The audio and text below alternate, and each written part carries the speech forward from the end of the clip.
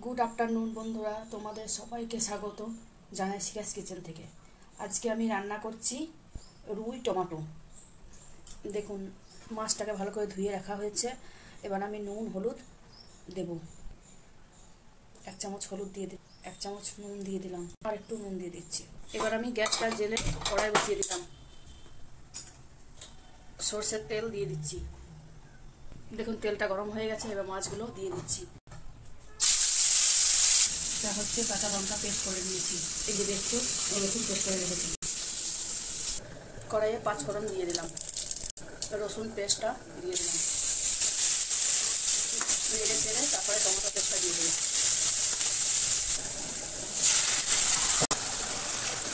Tomato কাঁচা গন্ধটা বেরিয়ে গেলে নুন হলুদ দিয়ে দেবো। 1 চামচ হলুদ দিয়ে দিলাম, 1/2 চামচ নুন দিয়ে দিলাম, 1 চামচ কাশ্মীরি লঙ্কা গুঁড়ো দিয়ে দিলাম,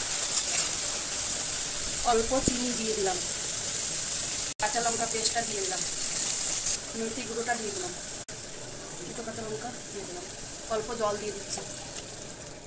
ভাজা মাছগুলো দিয়ে দিচ্ছি ঝোলে। অল্প ধনেপাতা ছড়িয়ে নামিয়ে নেব। নামিয়ে নিয়েছি। দেখো, রুই পোস্ত হয়ে গেছে।